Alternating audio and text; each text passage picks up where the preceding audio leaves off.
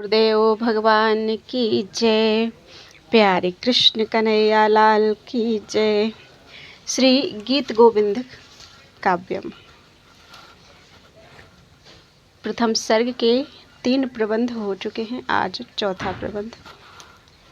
रामकरी राग यति तालाभ्याम गीयते। इस चतुर्थ प्रबंध के आगे के श्लोक रामकरी राग तथा यति ताल से गाए जाते हैं।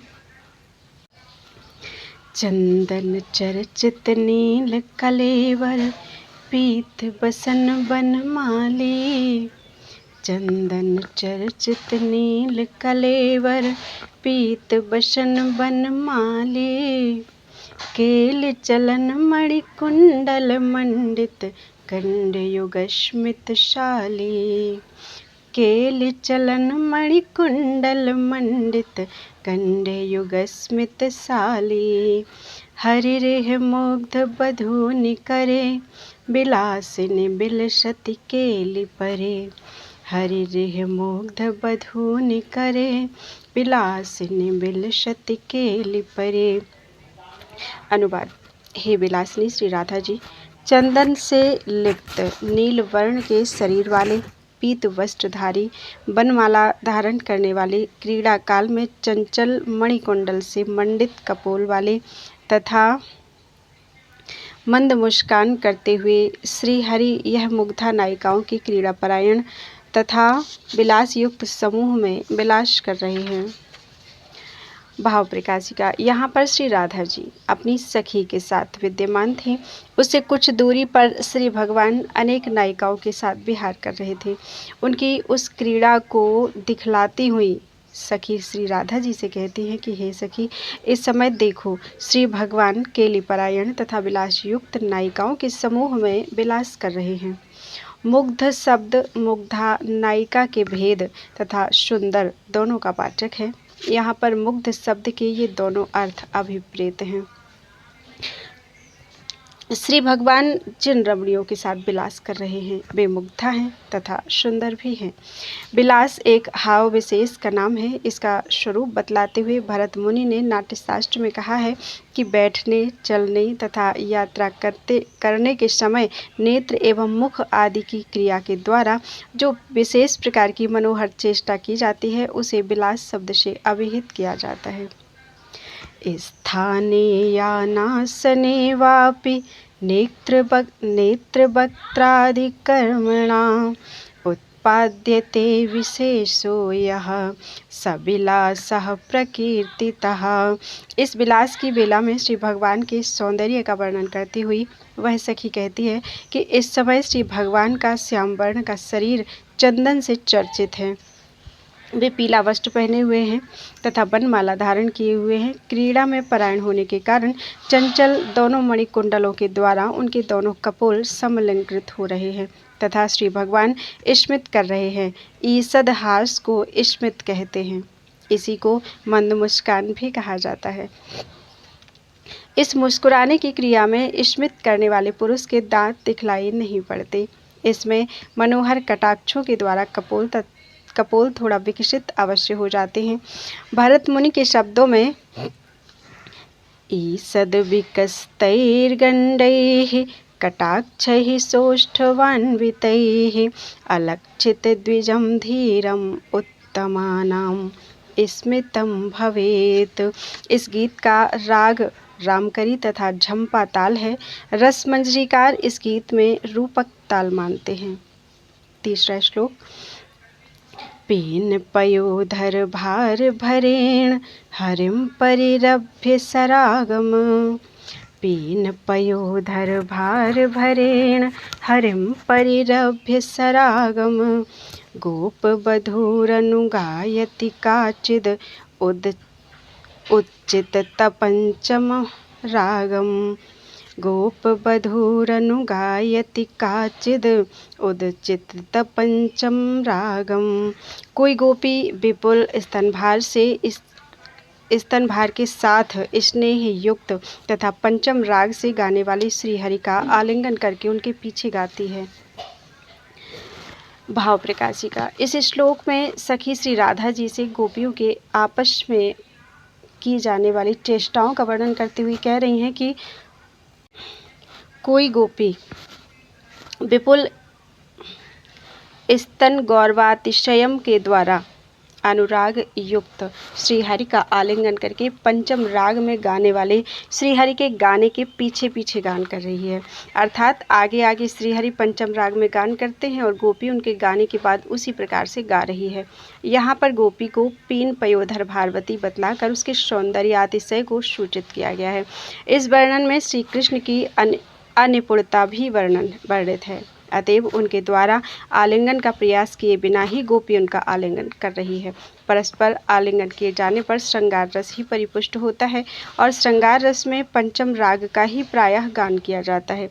भरत मुनि ने कहा भी है, पंचमम मध्य भूयिष्ठम हास्य श्रृंगारयोर भवेत, अर्थात हास्य तथा श्रृंगार रस में मध्य ताल प्रचुर पंचम राग ही गाया जाता है।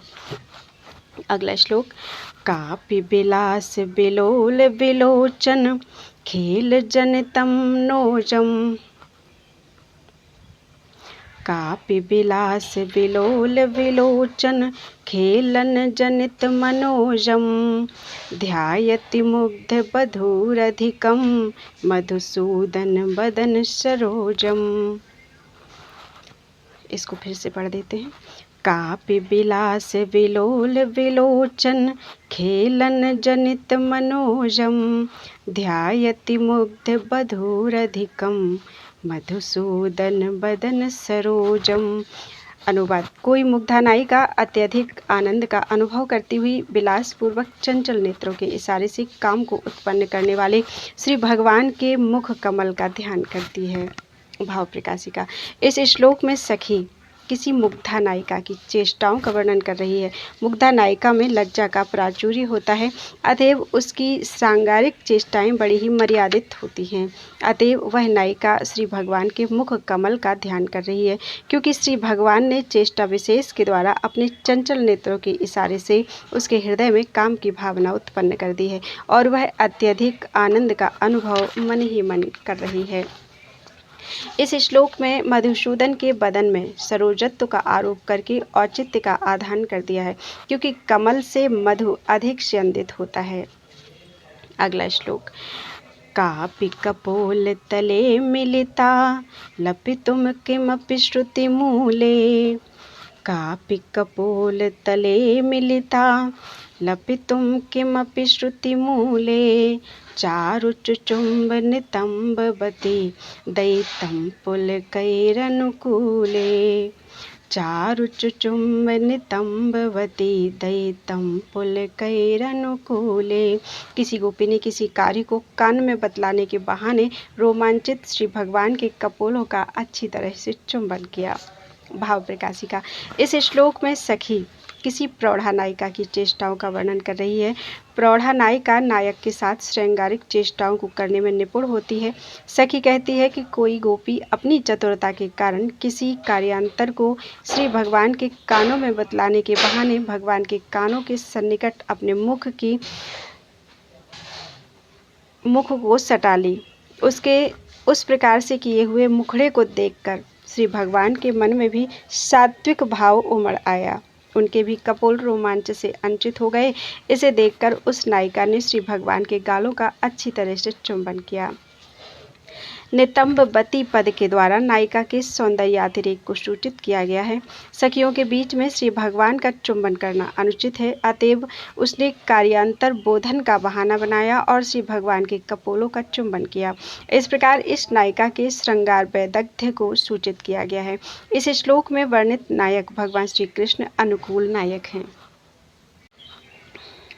केलिकला कुतुकेन च काचिदमुं यमुना जलकूल। केलिकला कुतुकेन च काचिदमुं यमुना जलकूले। मंजुल कुंजगतं विचकर्षकरेण दुकूले। मंजुल कुंजगतं विचकर्षकरेण दुकूले। मनोहर बंजुल कुंज में गए हुए भगवान श्री कृष्ण का किसी नायिका ने क्रीड़ा कला कौतूहल वशात वस्त्र पकड़कर यमुना जल के किनारे खींच लिया। भाव प्रकाशिका। इस श्लोक में किसी अधीरा नायिका का वर्णन करती हुई सखी श्री राधा से कहती है कि जब भगवान श्री कृष्ण मनोहर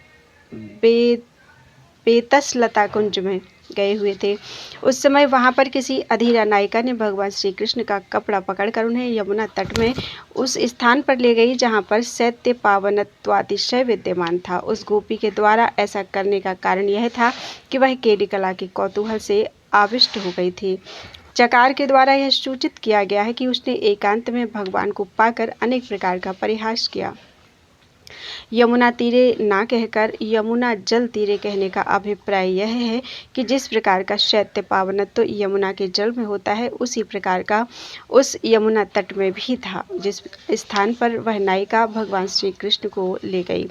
किसी अन्य नायिका में अनुरक्त भगवान श्री कृष्ण का वस्त्र पकड़कर उनका आकर्षण किया जाना नायिका की अधीरता को अभिव्यक्त करता है। कर तल ताल तरल बलया बलिक कलत।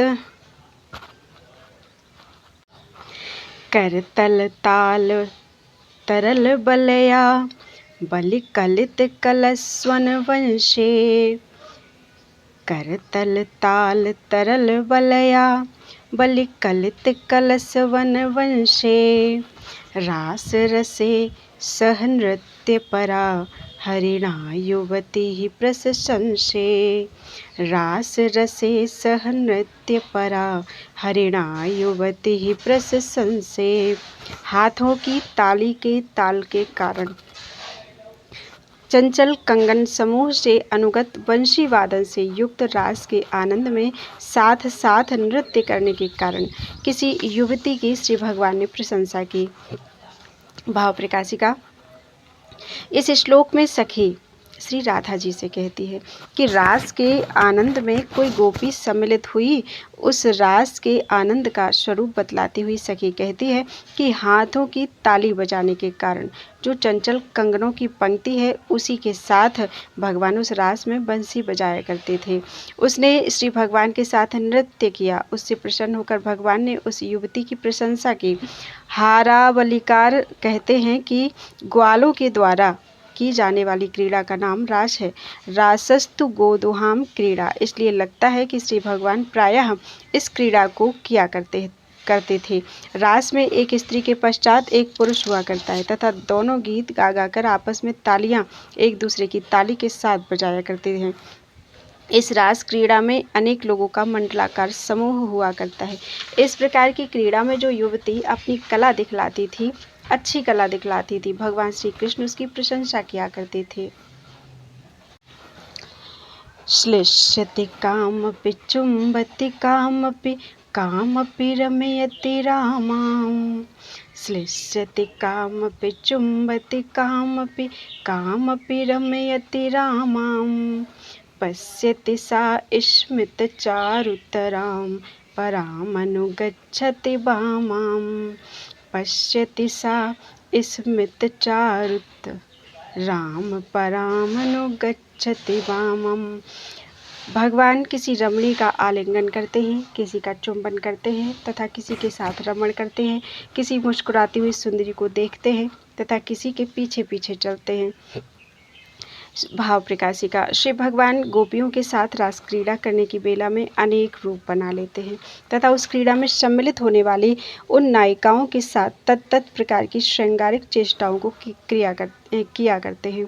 श्री भगवान की उन्हीं चेष्टाओं का वर्णन करती हुई सखी श्री राधा जी से कहती है कि श्री भगवान किसी गोपी का तो आलिंगन करते हैं, किंतु उसी समय में वे किसी दूसरी गोपी का चुंबन करते हैं। समकाल में वे किसी अन्य गोपी के साथ रमण करते हैं। यही नहीं, उस काल में ही वे किसी दूसरी गोपी को, जो मुस्कुराती हुई मनोहर लग रही है, जिसके मधुर मुस्कान को देखकर रति की भावना तीव्र होती है, उसको चेष्टा विशेष के साथ देखते हैं। साथ ही वे किसी दूसरी गोपी का अनुगमन करते हैं। अनुनय करने की भी परवाह नहीं करती हैं, उसको मनाने के लिए उसके पीछे पीछे चलते हैं। इस श्लोक में श्री भगवान का वर्णन सठ, धृष्ट, दक्षिण, अनुकूल तथा धूर्त नायक के रूप में किया गया है। इस श्लोक में वर्णित सभी नायिकाएं अभिसारिका नायिकाएं हैं। श्रृंगार तिलक नामक ग्रंथ में धृष्ट तथा सठ नायकों के लक्षण निम्न प्रकार से बतलाए गए हैं। अभिव्यक्तान्य तरुणी भोगलक्ष्मापि निर्भयः मिथ्यावचन दक्षश्च द्रष्टोऽयं खलु कथ्यते। अर्थात अन्य तरुणी के साथ संभोग करने के चिन्हों के स्पष्ट रहने पर भी बिना भय के निपुणता के साथ जो झूठ बोलता है उसे धृष्ट नायक कहते हैं। प्रियं भक्ति पुरोन्यत्र विप्रियं कुरुते भृशं निगूढ़ं परार्धं च सठोऽयं कथितो बुधैः। अर्थात विद्वानों ने उस नायक को सठ नायक कहा है जो अपने अपराध को छिपाए रहता है, किसी दूसरी नायिका के प्रति आसक्त रहता है और अपनी नायिका के समक्ष मीठी मीठी बातें करता है। श्री जयदेव भणितमिदम् अद्भुत के सब केलि रहस्यम वृंदावन विपिने ललितम विप्नोति शुभानि यशस्यम। श्री वृंदावन के विपिन में भगवान श्री कृष्ण के द्वारा की गई अद्भुत काम क्रीड़ा के रहस्यों से संबद्ध जयदेव कवि के द्वारा गाया गया ललित गीत कल्याणप्रद होए तथा पढ़ने एवं सुनने वालों के यश का विस्तार करे। भाव प्रकाशिका। इस गीत का उपसंहार करते हुए कवि कहते हैं कि श्री जयदेव कवि ने श्री भगवान ने जिन अद्भुत काम क्रीड़ाओं को श्री वृंदावन के विपिन में किया था उनका रहस्य इस गीत में बतला रहे हैं। श्री भगवान की यह काम क्रीड़ा इसलिए अद्भुत है कि एक ही श्री भगवान ने अनेक गोपांगनाओं की कामनाओं की पूर्ति की तथा उनके साथ क्रीड़ा की। ताल एवं राग में आबद्ध होने के कारण यह ललित गीत है। इसके लालित्य का सबसे बड़ा कारण यह है कि इसमें श्री भगवान की केली का रहस्य वर्णित है। यह गीत पढ़ने और सुनने वाले भक्तजनों का कल्याण करे और यश को बढ़ाए।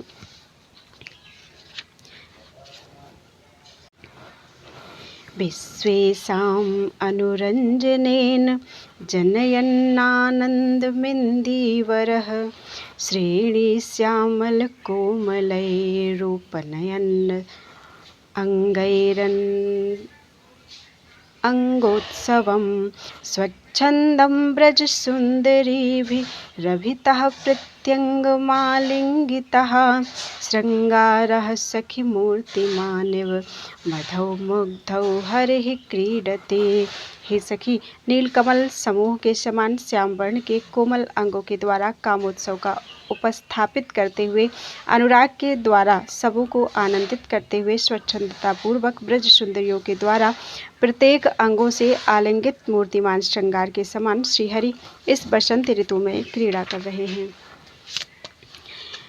इस श्लोक में सखी राधा जी को भगवान की श्रृंगारिक चेष्टाएं दिखलाती हुई उन्हें श्री भगवान के पास चलने के लिए प्रेरित करती है कि हे सखी, इस बसंत ऋतु में श्री भगवान साक्षात श्रृंगार रस के समान क्रीड़ा कर रहे हैं। श्री भगवान को मूर्तिमान श्रृंगार रस के समान बतलाकर सखी उनके प्रमदात संगत्व को सूचित करती है। पुरुषः प्रमदायुक्तः श्रृंगार इति संज्ञितः। अर्थात प्रमदा संगत पुरुष श्रृंगार कहलाता है। इस समय भगवान अनुराग के द्वारा संपूर्ण जीवों को आनंदित कर रहे हैं। श्री भगवान के अंगों के सौंदर्य का वर्णन करती हुई सखी कहती है कि श्री भगवान के अंग नील कमल समूह के समान श्याम वर्ण के तथा कोमल हैं। कमल स्वभावतः कोमल होता है, किंतु नील कमल की कोमलता श्वेतर समस्त प्रकार के कमलों की अपेक्षा अधिक होती है। अपने इस कोमलतम अंगों के द्वारा श्री भगवान कामोत्सव मना रहे हैं। ब्रज की सुंदरियां बिना किसी अवरोध के स्वच्छंदता पूर्वक उनके तत्त अंगों का आलिंगन करती हुई की हुई हैं। अतएव इस समय तुम्हें श्री भगवान के इस मदन महोत्सव में अवश्य सम्मिलित हो जाना चाहिए, उनसे पृथक नहीं रहना चाहिए। इस श्लोक में दीपक अलंकार है, वैदर्भी रीति है, शार्दूल विक्रीडित छंद है, श्रृंगार रस है तथा वाक्योचित्य। इस संपूर्ण गीत की नायिका श्री राधा जी उत्कंठिता नायिका है। नायक के द्वारा विपरीत आचरण किए जाने पर भी विरहोत्कंठित तथा उदास रहने वाली नायिका उत्कंठिता नायिका कहलाती है। यथा प्रिये कृतव्यलीकेऽपि विरहोत्कंठितोन्मनाः नित्योऽङ्गसङ्गवसद्भुजं कवलकलेशादिवेशाचलं नित्योत्सङ्गवसद्भुजं कवलक्लेशादि वेशाचलं प्रालेयप्लवनेच्छयानुसरति श्रीखण्डशैलानिलः किं च स्निग्धरसामौलि मुकुलान्यालोक्य हर्षोदया दुन्मीलन्ति कुहुः कुहुरिति कलोत्तालाः पिकानां गिरः। सर्वदा अपने अंक में रहने वाले सर्पों के दंश से उत्पन्न संताप को शांत करने के लिए हिमावगाहन की इच्छा से मलयाचल की वायु हिमाद्री की ओर जा रही है। किंच मनोहर आम्र मंजरियों को देखकर हर्षोत्फुल्ल कुहू कुहू करती हुई कोयल जोर जोर से बोलने लगी है। भाव प्रकाशिका। इस श्लोक में सखी ने श्रृंगार रस के 2 प्रकार के विभावों का वर्णन किया है। उसने कहा कि इस बसंत ऋतु में मलयाचल की वायु हिमालय की ओर जा रही है। उसके हिमालय की ओर जाने का कारण यह है कि मलयाचल पर चंदन के वृक्षों पर विषैले सर्प निवास करते रहते हैं। उनके दंश के कारण मलयाचल को मानो संताप उत्पन्न हो गया है। लगता है कि अपने उस संताप के कारण हिमालय की बर्फीली हवा का सेवन करने के लिए वह हिमालय पर जा रही है। किंच इस समय आम्र वृक्षों पर मंजरी निकल आई है। आम्र मंजरियों को देखकर कोयलों का समूह हर्षोन्मत्त होकर जोर जोर से कुहू कुहू की आवाज करने लगा है। इस तरह की मादक बेला में तुम्हारा भगवान श्री कृष्ण से दूर रहना ठीक नहीं है।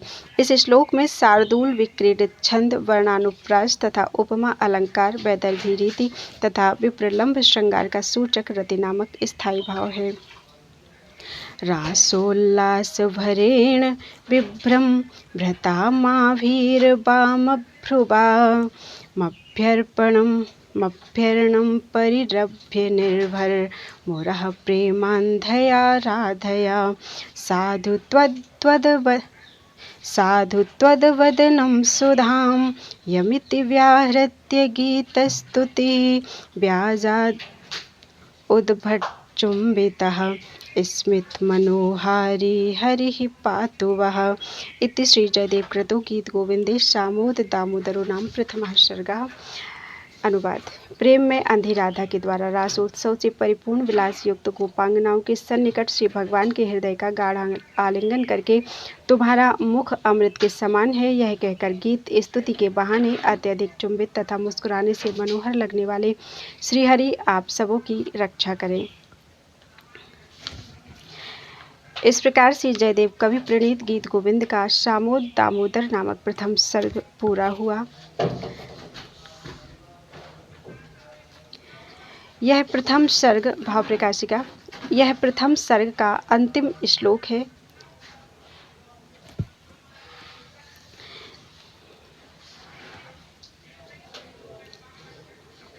यत् सर्गं संविधातुं नृपति गुणनिधिं सर्ग कर्तुं निसर्गात्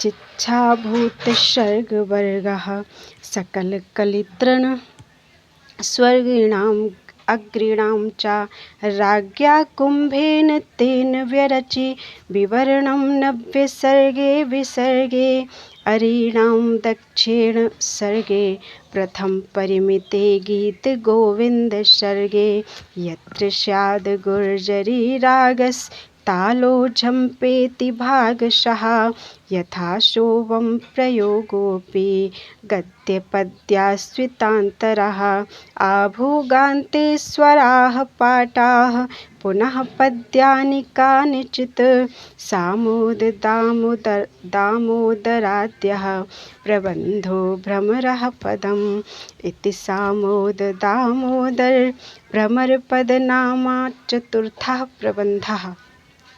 पातिव्रत्यपरामपि प्रियतमां वीक्ष्यानुरागावहं चैतस्यामपि सूक्तिभिः समभवं मानादिरक्षापराः नो जाने कतमैः पुनर्निजगुणैस्तस्याः सपत्नीव मे कान्ताया रसमञ्जरीय मधुना चेतः समाकर्षति।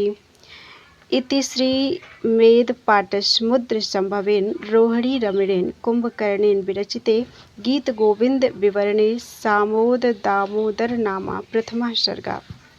भाव प्रकाशिका। यह प्रथम सर्ग का अंतिम श्लोक है। इस सर्ग का नाम सामोद दामोदर है। इस सर्ग में श्री भगवान का वर्णन आनंदमग्न रूप से किया गया है। बसंत ऋतु में श्री भगवान कामोत्सव मग्न हैं। श्री राधिका जी पहले तो विरहोत्कंठिता थी, किंतु सखी के द्वारा आश्वस्त किए जाने पर आकर उन्होंने श्री भगवान का आलिंगन तथा चुंबन किया और रास क्रीड़ा में सम्मिलित हो गई। उनके मन में उस समय रास का उत्साह भर गया था। अन्य ब्रज सुंदरियां भी श्री भगवान के सन्निकट विद्यमान थी, किंतु श्री राधा जी ने भगवान को आलिंगित करने का बहाना बनाया। उन्होंने आकर श्री भगवान से कहा कि तुम्हारे द्वारा गाया जाने वाला यह गीत सुनने में अमृत के समान लगता है। यही कहने के बहाने सभी ब्रज युवतियों के समक्ष ही श्री भगवान ने उनका गाढ़ आलिंगन किया और अच्छी तरह से उनका चुंबन भी। श्री राधा जी को ऐसा करते समय थोड़ी सी भी झिझक नहीं थी। उन्होंने यह सोचा भी नहीं कि वे ब्रज युवतियाँ मुझे क्या कहेंगी, क्योंकि वे श्री भगवान के प्रेम में अंधी हो गई थीं। उन्हें श्री भगवान के सिवा कोई दूसरा दिख ही नहीं रहा था। अतएव उन्होंने निसंकोच श्री भगवान का आलिंगन किया। संकोच तो तब संभव होता जब कोई दूसरा उन्हें भगवान के सिवा दिखलाई दे। श्री राधा जी के द्वारा किए जाने वाले इस कार्य का अनुभव करके श्री भगवान मुस्कुराने लगे। उस समय श्री भगवान का रूप और भी मनोहर हो गया था। श्री जयदेव कवि कह रहे हैं कि इस प्रकार के भगवान श्री कृष्ण आप सभी श्रोताओं एवं पाठकों का कल्याण करें। इस श्लोक में आसी ही अप्रस्तुत प्रशंसा व्याजोक्ति आदि अलंकार है। प्रगल्भा नायिका है, मुग्ध नायक है तथा शार्दूल विक्रीडित छंद है। इस प्रकार शिव प्रसाद द्विवेदी कृत गीत गोविंद काव्य के सामोद दामोदर नामक प्रथम सर्ग की भाव प्रकाशिका व्याख्या पूर्ण हुई। बोलो वृंदावन बिहारी लाल की जय।